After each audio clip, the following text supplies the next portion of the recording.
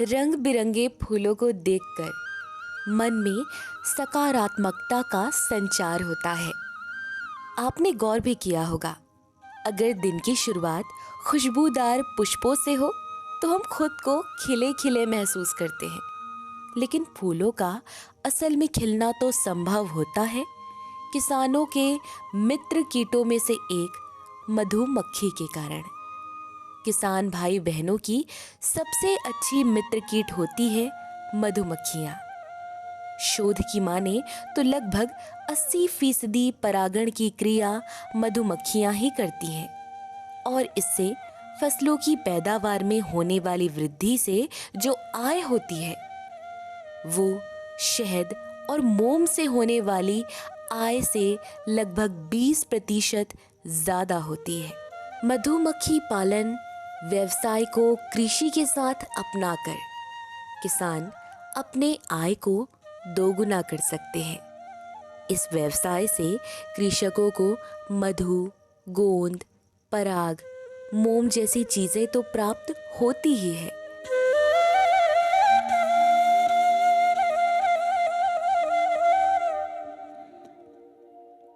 लेकिन सबसे अहम खेतों में फसलों के पैदावार में बढ़ोतरी हासिल होती है।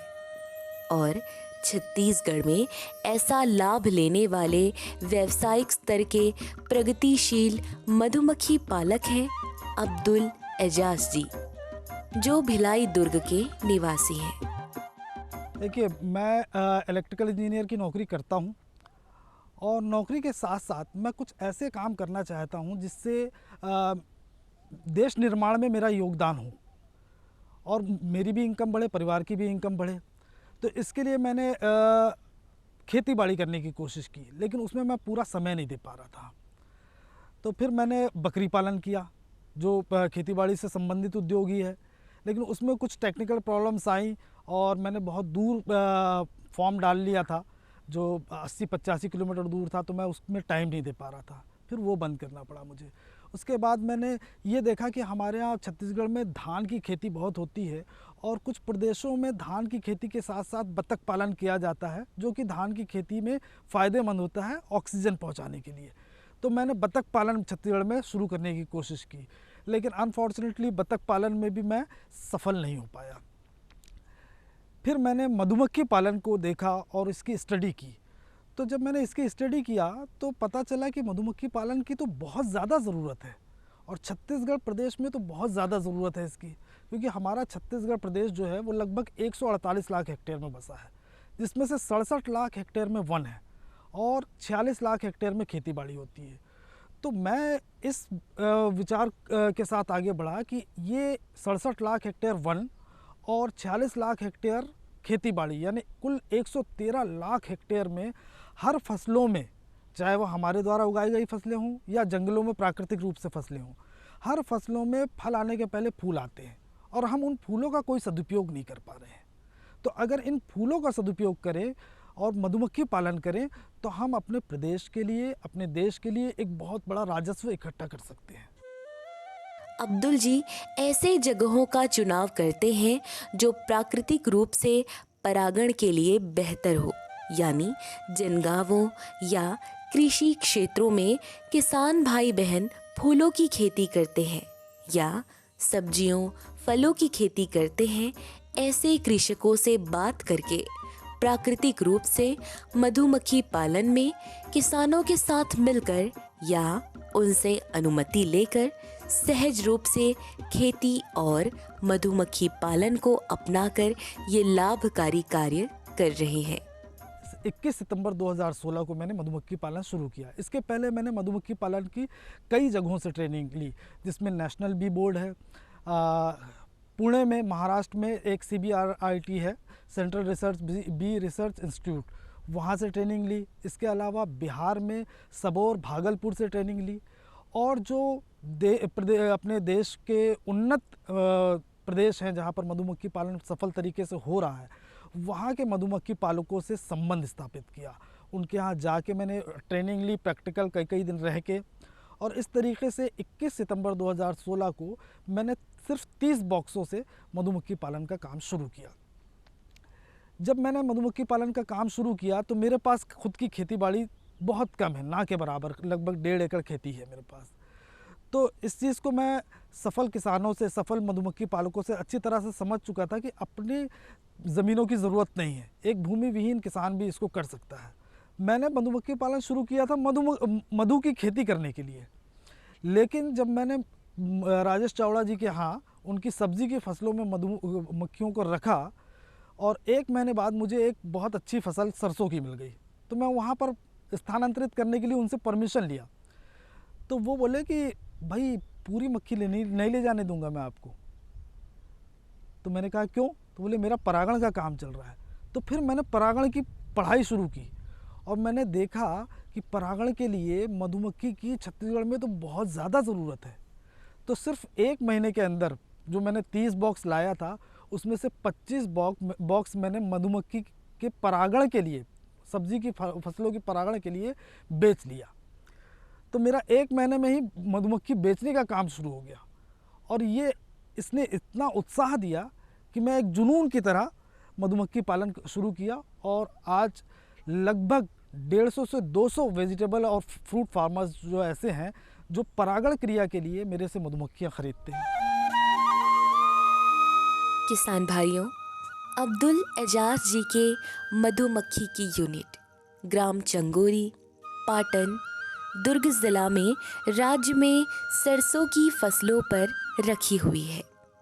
इन गांवों में सरसों की फसलें लगभग 250 से 300 एकड़ में हो रही है।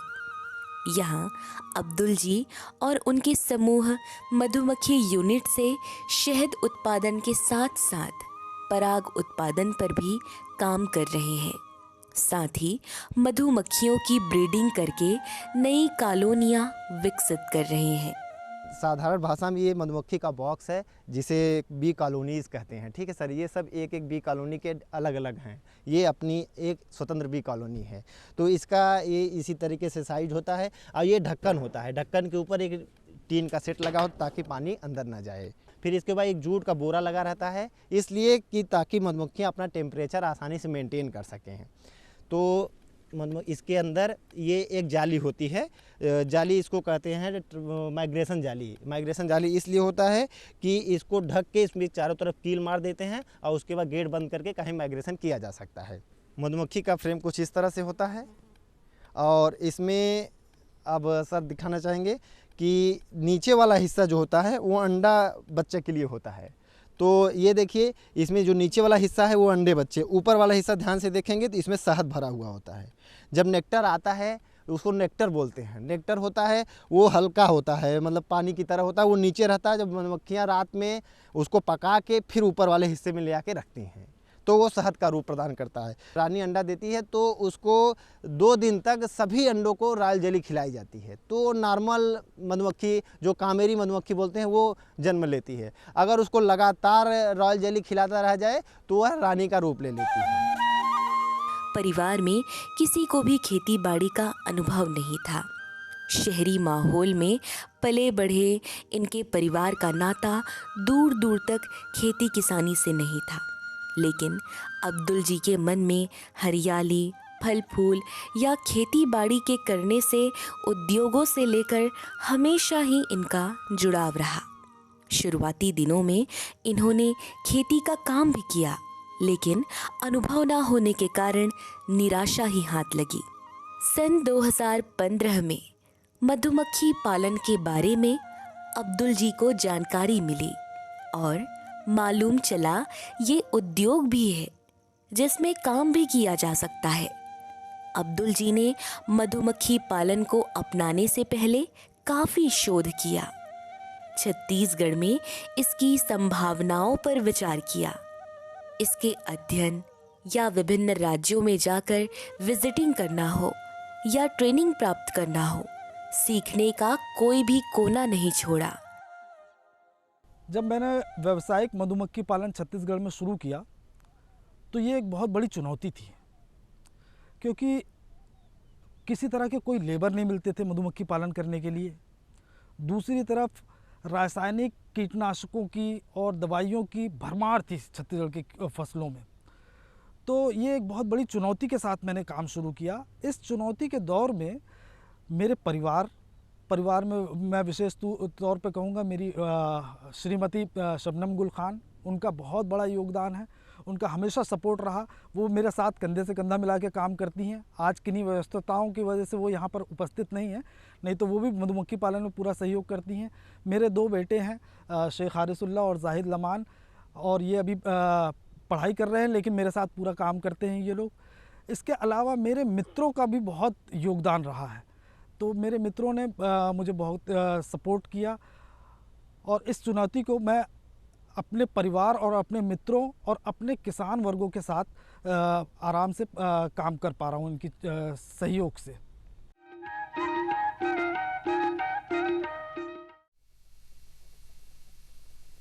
सब्जी में मसाला ज्यादा है। कितनी बार कहा है कि जितनी जरूरत हो बस उतना ही डाला करो। अरे मुझसे तो ऐसा कभी कभार होता है। और तुम जो हमेशा खेत में अनाप शनाप कीटनाशक डालते हो, उसका क्या? ठीक ही तो कह रही है बहू। देख, खेत में उतनी ही दवा डाल जितनी जरूरत हो। याद रखो, कीटनाशक जहरीले होते हैं। डिब्बे पे लिखी सूचना के हिसाब से ही दवा डालनी चाहिए। पहले फेरोमोन ट्रैप, फ्लाइट ट्रैप, मित्र कीट, जैविक कीटनाशक आदि का इस्तेमाल करें। जरूरत पड़ने पर ही रासायनिक कीटनाशक का इस्तेमाल करें। छिड़काव सुबह या शाम दस्ताने, मास्क और पूरी आस्तीन वाले कपड़े पहनकर करें। हवा की दिशा में छिड़काव करते हुए पीछे जाएं। दवा के डिब्बे, छिड़काव यंत्र सुरक्षित जगह पर रखें। अब कुछ समझे क्या? हाँ, समझ गया मेरी रानी। अब ना करो नादानी। इसने पिला दिया ना तुझे पानी।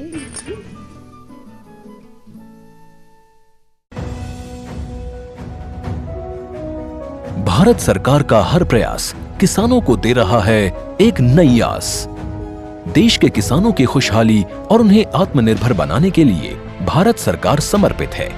प्रधानमंत्री श्री नरेंद्र मोदी जी के नेतृत्व में कृषि क्षेत्र में किए गए निरंतर प्रयासों के फलस्वरूप देश खाद्यान्न व बागवानी के क्षेत्र में आत्मनिर्भर हो चुका है और देश में दलहन का उत्पादन भी बढ़ा है। इसी तरह भारत सरकार ने खाद्य तेलों के उत्पादन को बढ़ाने के भी अनेक प्रयास किए हैं। इसी क्रम को आगे बढ़ाते हुए माननीय प्रधानमंत्री श्री नरेंद्र मोदी जी के नेतृत्व में भारत सरकार ने दूरदर्शी निर्णय लेते हुए राष्ट्रीय खाद्य तेल मिशन ऑयल पाम की शुरुआत की है। इस मिशन से देश भर के किसानों को बहुत लाभ मिलेगा। कृषि के पूंजी निवेश में वृद्धि होगी, खाद्य तेल आयात पर देश की निर्भरता कम होगी और रोजगार के नए अवसर पैदा होंगे। खाने के तेल में आत्मनिर्भरता के लिए अब राष्ट्रीय खाद्य तेल मिशन ऑयल पाम का संकल्प लिया गया है। इससे किसानों को तो सीधा लाभ होगा ही, गरीब और मध्यम वर्ग के परिवारों को सस्ता और अच्छी क्वालिटी का तेल भी मिलेगा। यही नहीं, ये मिशन बड़े स्तर पर रोजगार का निर्माण करेगा। इस मिशन के अंतर्गत ऑयल पाम का रकबा और पैदावार बढ़ाने पर जोर देने के लिए सरकार ने 11,000 करोड़ रुपए से अधिक की सहायता राशि निर्धारित की है। मिशन के तहत सरकार ने ऑयल पाम की खेती के लिए रोपण आदि की सहायता में बढ़ोतरी करते हुए पहले मिलने वाले 12,000 रुपए प्रति हेक्टेयर को बढ़ाकर 29,000 रुपए प्रति हेक्टेयर तक कर दिया है। ऑयल पाम के पुराने बागों के पुनरुद्धार के लिए 250 रुपए प्रति पौधा के हिसाब से विशेष सहायता दी जा रही है। पौधारोपण सामग्री की कमी दूर करने और बीजों की पैदावार करने वाले बागों को भी सहायता दी जाएगी। इसके तहत 15 हेक्टेयर ऑयल पाम उद्यान के लिए 80 लाख रुपए तक की सहायता राशि दी जाएगी। इसके अलावा नर्सरी विकास के लिए 40 लाख रुपए तक तय किए गए हैं। पूर्वोत्तर और अंडमान राज्यों के लिए विशेष सहायता का भी प्रावधान है। ऑयल पाम के किसान ताजे फलों के गुच्छे यानी FFB का उत्पादन करते हैं, जिनकी वर्तमान में कीमतें अंतर्राष्ट्रीय मूल्यों में उतार चढ़ाव के आधार पर तय होती हैं। पहली बार केंद्र सरकार ताजे फलों के गुच्छे की कीमत के लिए किसानों को आश्वासन दे रही है। ये व्यवहार्यता मूल्य यानी VP कहलाएगा, यानी किसानों को कोई घाटा नहीं होने दिया जाएगा। व्यवहार्यता मूल्य VP तय करने की शुरुआत 1 नवंबर से होगी और अगले वर्ष 31 अक्टूबर तक जारी रहेगी। इसे ऑयल पाम वर्ष कहा जाएगा। इस योजना के तहत वर्ष 2025-26 तक ऑयल पाम का रकबा 6.5 लाख हेक्टेयर सृजित करने और कच्चे ऑयल पाम की पैदावार वर्ष 2025-26 तक 11.20 लाख टन पहुंचाने का लक्ष्य निर्धारित किया गया है। सरकार के इस महत्वपूर्ण निर्णय से देश में ऑयल पाम की खेती करने वाले किसानों में विश्वास पैदा होगा और वे खेती का रकबा बढ़ाएंगे। इस तरह पाम ऑयल का उत्पादन भी बढ़ेगा, जिससे किसानों की आय बढ़ेगी और ग्रामीण अर्थव्यवस्था भी सुदृढ़ होगी।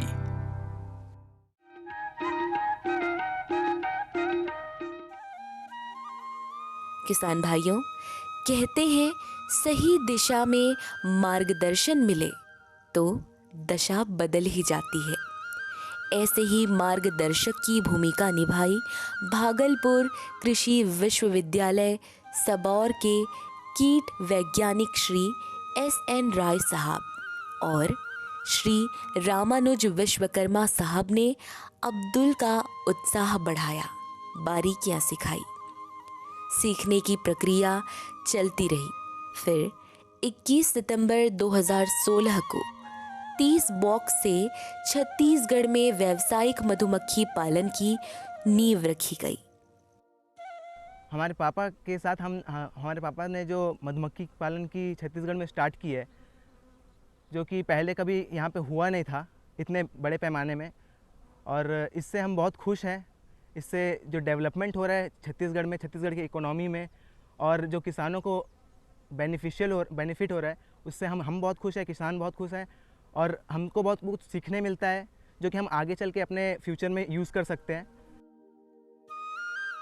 अब्दुल एजाज जी फूलों की उपलब्धता वाले जगहों का चुनाव करते हैं और साल भर का एक कैलेंडर बनाकर किस किस माह में अपनी यूनिट को कहाँ कहाँ रखना है, ये सब तय करने की सलाह नए मधुमक्खी पालकों या किसान भाई बहनों को देते हैं।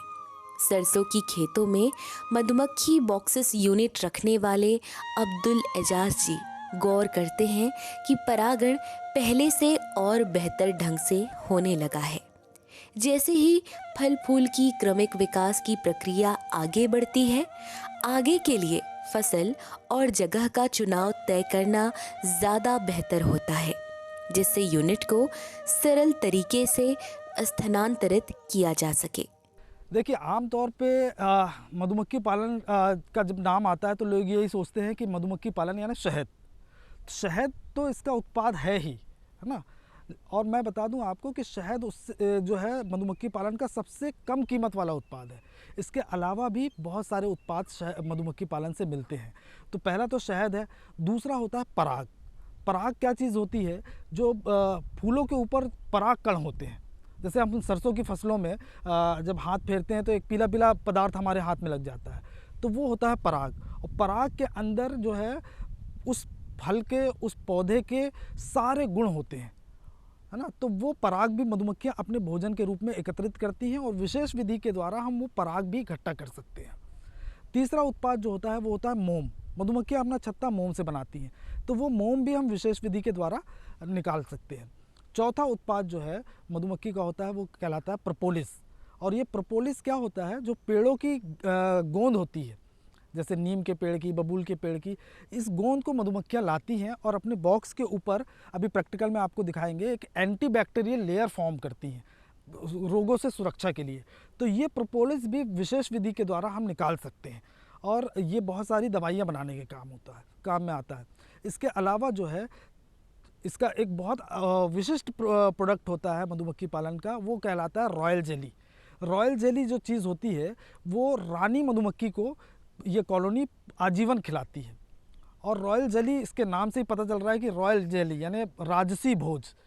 तो ये एक ऐसा भोज होता है जिसको खाने के बाद रानी जो है वो 2.5 से 3 साल तक जीवित रहती है लगातार अंडे देते हुए, जबकि नॉर्मल मधुमक्खियों की आयु 45 से 60 दिन होती है। और रानी इनसे 3 गुना बड़ी पैदा होती है और 2.5 से 3 साल तक जिंदा रहती है। तो रॉयल जेली खाने से जो है चिरायु मिलता है, यौवन मिलता है। तो इसके वैल्यू एडिशन होती है, रॉयल जेली की वैल्यू एडिशन करके इसके प्रोडक्ट बनाए जाते हैं। और इसके अलावा सबसे कीमती प्रोडक्ट जो होता है मधुमक्खी पालन का वो कहलाता है बी वैनम, यानी मधुमक्खियों का विष। और मधुमक्खियों का विष जो है बहुत सारी दवाइयाँ बनाने के काम आता है और इसकी कीमत का आप अंदाज़ा नहीं लगा सकते। इसकी कीमत लगभग सोने के बराबर होती है। यानी 10 ग्राम बी वेनम की कीमत लगभग 40 से 50 हज़ार रुपये होती है। किसान भाइयों, सन 2016 में व्यावसायिक मधुमक्खी पालन की शुरुआत के 1 वर्ष के अंदर ही बहुत से सब्जी और फल उत्पादक किसान जुड़ने लगे और क्रॉस पॉलिनेशन के लिए मधुमक्खी खरीदारी शुरू होने लगी, जिससे किसानों के खेतों में फल फूल पहले से ज़्यादा लहराने लगे हैं। नेचुरल फार्मिंग में मिनिमम कुछ कॉन्सेप्ट्स रहती है, बाहर की केमिकल पानी अंदर नहीं आना, ऐसा कुछ है। मतलब बायोगैस का प्लांट लगाना और एक छोटा सा पॉन्ड रखना। इसमें हनी बी बॉक्सेस भी एक ज़रूरी है, क्योंकि पॉलिनेशन चाहिए।